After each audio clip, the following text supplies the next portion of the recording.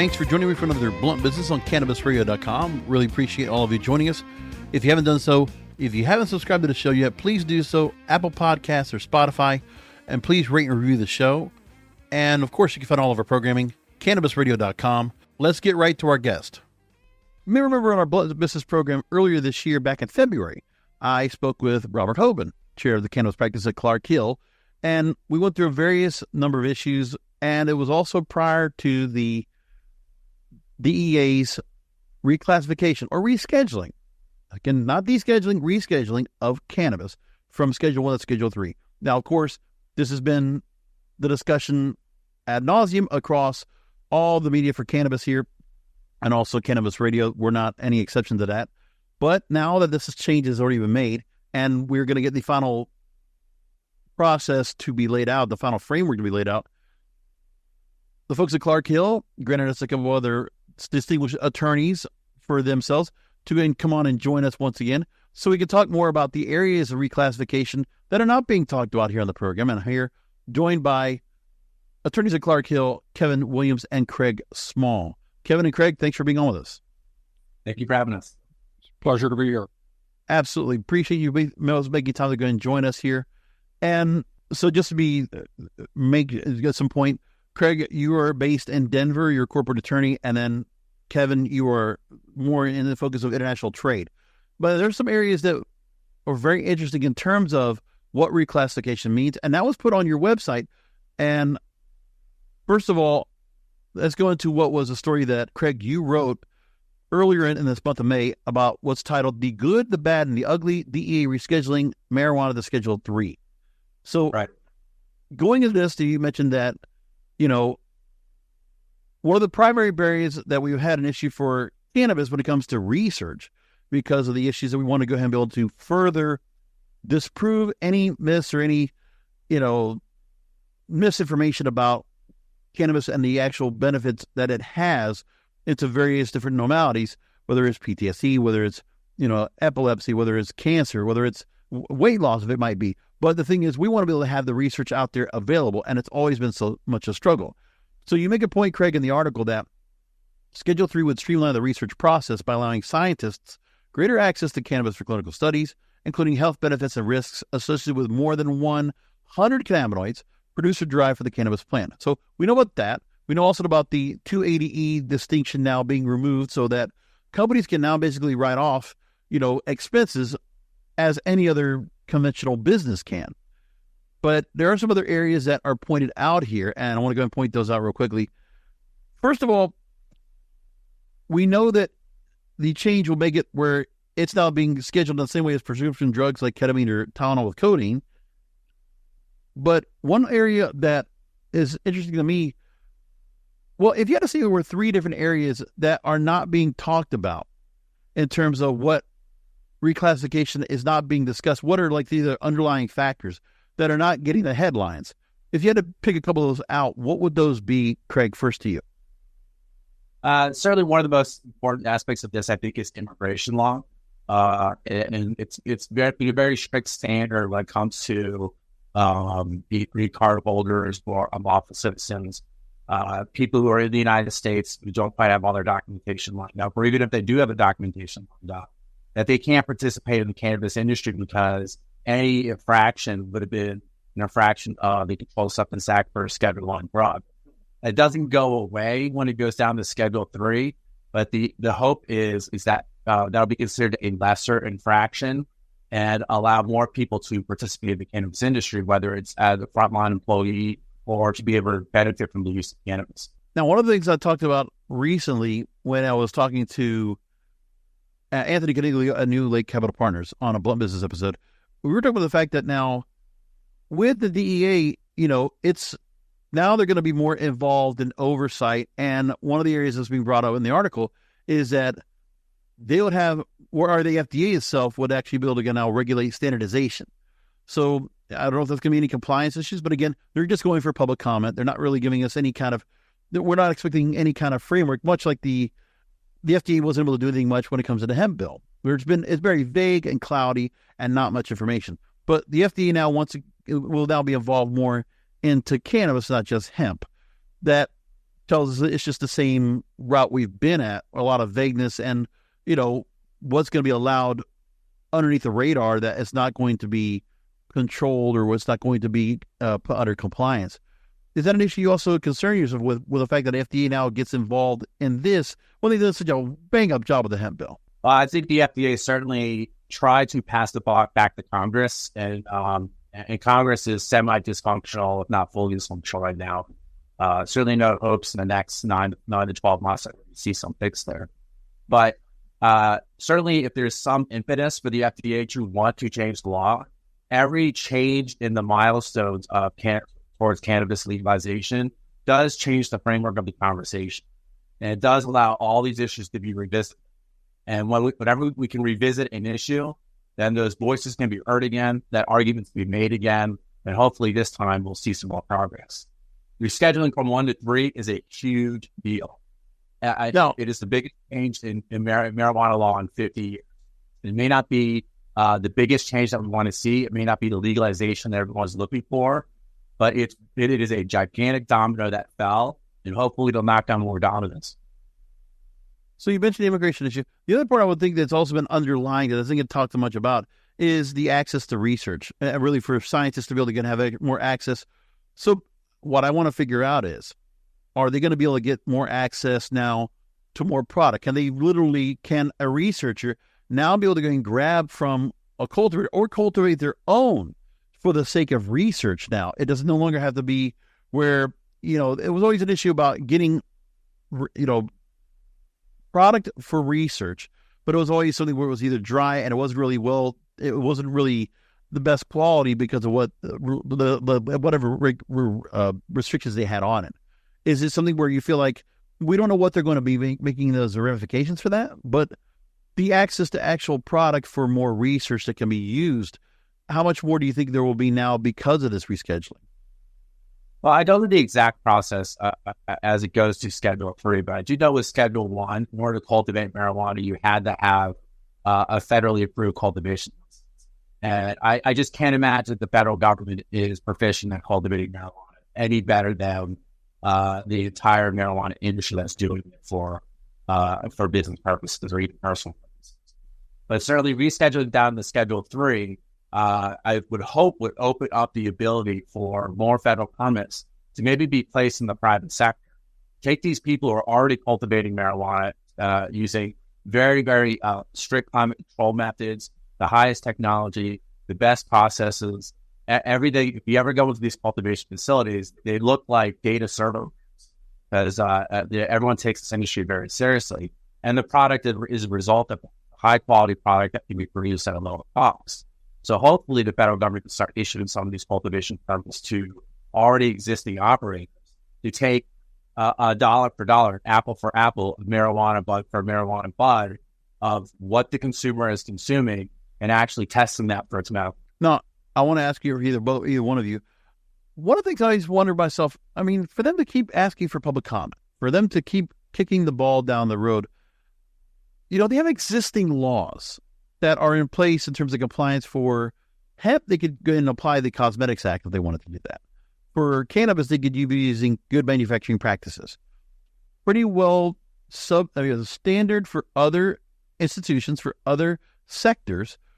Why can't they just put those in? Why do you think it's such a difficult thing for them just to take an existing law that would work well for cannabis just like it does everywhere else? And, there's no real changes to be made to it. I think the issue is really more a political will. And government doesn't move quickly in any direction. And it certainly moves even slower when it's changing directions.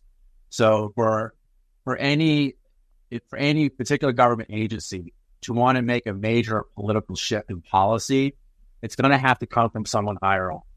And as we go higher up, the highest level we can go is President Biden, who's made a lot of promises and made a lot of rhetoric on what he wants to see as far as the future of marijuana.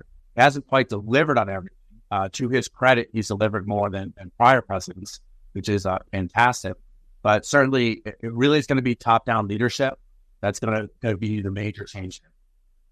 Well, the rescheduling was the one thing I said, all along. If you're going to get anything out of the Biden administration at all before election time, was going to be this. And at least take this carrot while you can, because this is it's pretty good. There are some good things obviously they're going to take from this. That's why there's been so much good press about it. Yeah, but it's just people need to really just dig deep into what there is that will benefit. Now, one of the other areas I want to bring up that, Kevin, I want to make sure to bring you to the conversation here. It was one of those areas that they really hear much about when it comes to this. But here's one thing that was brought up when we were bringing the interview together. And the question was posed to me was, when reclassification occurs, what will happen to the once illegal paraphernalia and all the support products for cannabis? And will the states decide on this as well? And how will U.S. Customs and Border Patrol handle import and export cases? Because there's a lot of money at stake. So, Kevin, I want to go ahead and pose that to you. Where do you see this? Well, what I see here is, the states have already taken action on this. Many states in their legalization of marijuana have included provisions in the statute for what most of them call legalization of marijuana accessories for devices that are used to consume marijuana, and they've legalized the possession of those. The issue is that that hasn't been done at the federal level, and so the drug control acts that are in place still make it illegal to import paraphernalia. And so what we've seen is that over the years, I've done issues on this my whole career, where Customs has seized paraphernalia products as they come across the border if they happen to inspect that shipment. And with the legalization of marijuana in many states, we have, when products have been seized at a port in one of those states, we have challenged Customs' decision to seize the merchandise utilizing an exception in the law that makes it illegal to import them, that allows that overrides that statute for in locations where it is legal under state, municipal, or local law. And Customs has generally refused to acknowledge the existence of that exception. They've used where they have issued decisions, they have used convoluted language to try to claim that the federal law still takes precedence over the state laws, and they've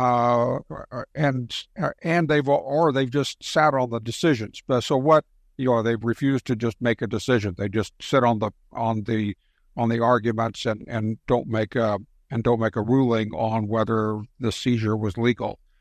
What we have done, and where we've seen some movement on this, is that if we take it out of Customs' hands and ask the Department of Justice to proceed with forfeiting the merchandise, that's a legal term, but we don't need to get into that right now.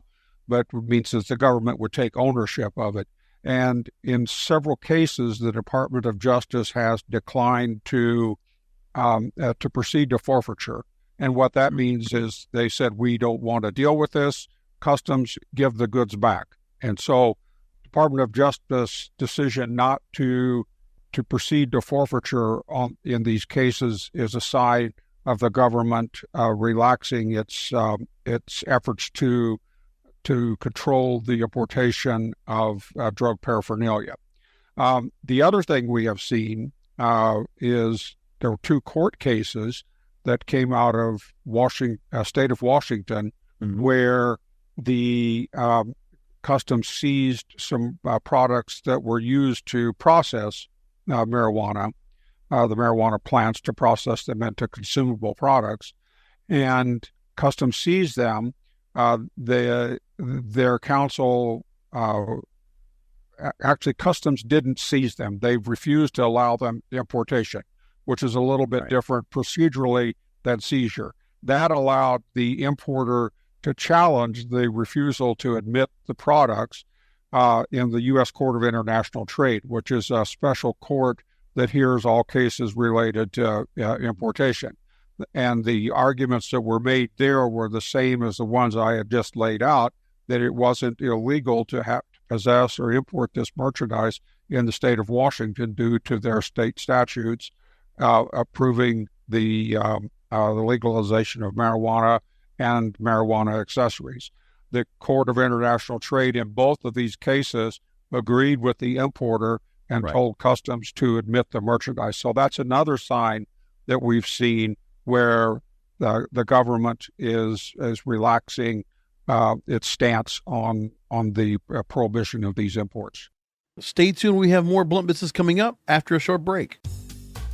Rolling into some sponsors, but we'll be right back with more Blunt Business. Welcome back to Blunt Business. If you want to go and follow on the story, Kevin also wrote a story specifically to this, Marijuana Rescheduling's Impact on U.S. Customs and Border Patrol Interdiction of Drug Paraphernalia. You can also find it, this and the story that Craig wrote on clarkhill.com. Just look under news and events. You'll find both articles there. Now, back to the story here with paraphernalia. The fact that the government is intervening on this, on being able to go ahead and seize what's called illegal paraphernalia. There's a couple of things I'm trying to figure out here to put my head around. Is what is constituting, what is it that constitutes illegal paraphernalia? You said it's devices that can be used either to process or to, help, consume, whatever can be used to consume cannabis is basically that area. But then there's also a part where, they're really distinguishing that and what's being made available on store shelves, because obviously we see paraphernalia all the time in various gas stations or vape shops or head shops or whatever there is that are out there for people to go and buy. And then, the fact that, if a police officer wants to go and pull somebody over and in a voluntary search, they're able to go ahead and find paraphernalia, but they might, obviously it gives them the suspicion to go and find product. That part really, it's kind of the gateway to go and, continue to have the issues of criminalization in areas where states are already, fully legalized for adult use or medical in some way, shape, or form, but yet people are still getting, charged with a misdemeanor or felony because, or being, suspicion of possession or distribution. All that going into play. So what can you do to help me distinguish for our listeners? What is it they're trying to worry about that they're trying to seize, and what people can be charged with? What kind of paraphernalia are they worried about? Well, as far as the what Customs and Border Protection is trying to seize, there's a list of items in the statute that are defined as paraphernalia. So it would be bongs, pipes, grinders. I don't consume marijuana, so I don't know the full list. But anything that you would use to to smoke marijuana, essentially. But that's the part I'm trying to figure out. Why are they going after the paraphernalia and they're saying it's illegal? Because, for some people, who knows, it might be decorative. Or, of course, you can go ahead and make the assumption that it's going to reach forward and say, well, somebody's going to use cannabis in it illegally, either purchased or, illegal to own or possess or distribute cannabis they might be putting into that. But that's a suspicion. That's not fact. And so I don't understand the part where, again, Customs and Border Protection and then the Court on International Trade have to be involved in this. Doesn't make sense to me. Yeah, no. Just go after the product. If you have to do it where there's, distinct rules within, federal oversight that there's still illegalities, go after those, not the paraphernalia. No, I understood. But you have to remember that these statutes were written back in the 70s and 80s when the war on drugs was at its height. And so they were trying to, not only go after the products themselves, but also the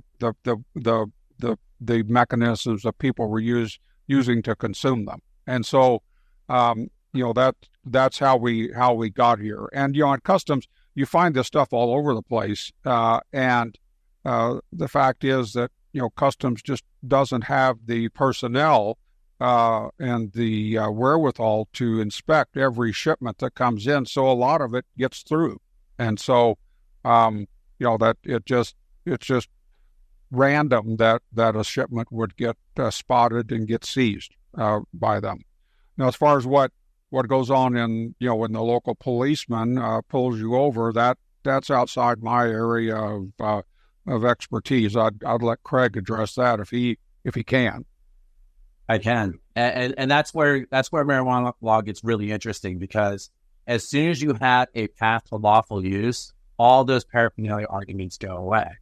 Because if you're even smoking hemp flower out of a glass bong, then there's no more probable cause. If you smell something from that bong, if law enforcement smells something on that bong, it's no longer probable cause that a crime was committed, because there is a lawful use for that bong, even if it's for a lower Delta-9 THC product.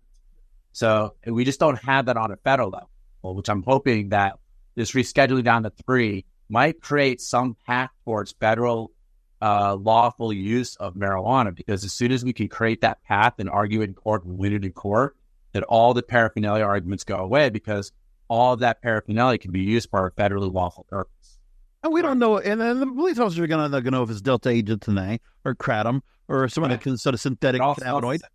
Again, it's like, this is so vague. But again, this I put on the federal government. You have laws that are existing that can be applied, which I mentioned, the Cosmetics Act, good manufacturing practices.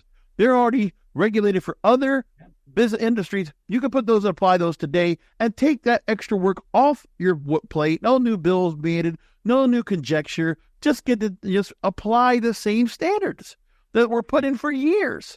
And then you have laws like this that are antiquated that need to be updated when it comes to paraphernalia, because, it's still, they come back from the war on drugs. And I make the same joke that President Biden is probably still sitting in the judiciary talking to Max Wormelstein and Barry Seal during the Cocaine Cowboys days, because they still think it's the 80s like that again. They just don't get it.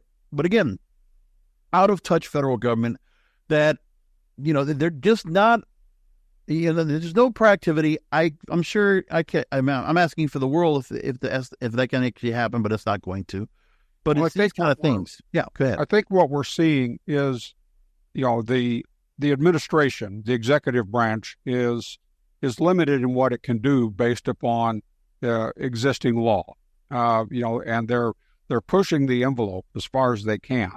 With what they can do, they can essentially tell customs, stop looking for this, and just behind the scenes they can do that sort of thing. But until Congress becomes functional again, hopefully, and takes action on some of this to change the laws, the executive branch is limited in what it can do. But then the states are pushing forward on their side. But now, the other thing, too, I was thinking about was, and I haven't brought this up on any other program, but reclassification now is in place. This doesn't prompt policymakers to start furthering the state. Let's go ahead and get the bill passed. Let's get a states act or some kind of federal oversight act that we've already written in several bills. We just put one up for vote. They haven't gone that far yet. It's a matter of, what is it? They just like the cannabis money that's coming in from lobbying, the $40 million or whatever it is they're making right now, and they'll just keep taking it without having to do much else? Because I don't see them, prompted to do anything more because of this. It's not like this, now this just changes. It's going to open up a few more, issues that are going to come into play. They're not going to respond to it. Congress is not ready to respond to it. So things will just continue to kind of go ahead and unravel, because these new levers of power have been switched and pulled because the executive branch decided to do so. So it could create more of a quagmire than anything else. But we just need to focus on the fact that there's a few things that are beneficial to the industry itself that they need to take advantage of when it comes to research, when it comes to the tax write-offs, and, all that. But still, there's so much more to be said, but that was never going to be an answer from this. But this is also not going to prompt Congress to do anything more aside from just like, oh, they did this, but they're not going to move forward. Do you think so, or does this make a change? Not yet, Brasco, not yet, but it takes every election shift, every election cycle, when you're getting new politicians in or old politicians out, or incumbents have to fight for their seats. That's where I think you're going to see changes. I think it's too much to ask an administration that spent its entire career advocating for a war on drugs to all of a sudden advocate for the solution against the war on drugs. Yeah, it's just the mindset just can't wrap themselves around it. And what little bit that they can, I don't think that they have really the energy or the impetus to want to push it forward. So while I appreciate what President Biden is doing, it takes a presidential cycle in order for that shift to occur. And we're going to see it in pieces here and there.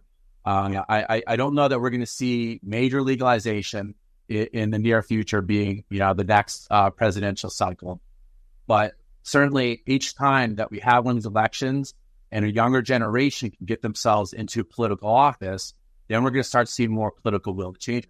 I would have thought that we would have had marijuana legalization as soon as we had more than 25 states that legalized it on the books. I would have thought, well, now we have it in the Senate. The Senate can get the House to push it forward, and a presidential administration will have to do that. And I think that was naive on my part because I didn't put enough weight on the politics and what goes on behind the scenes, and the lobby that goes on, and the generational shifts that need to happen. Stay tuned. We have more Blunt Business coming up after a short break. Rolling into some sponsors, but we'll be right back with more Blunt Business. Welcome back to Blunt Business.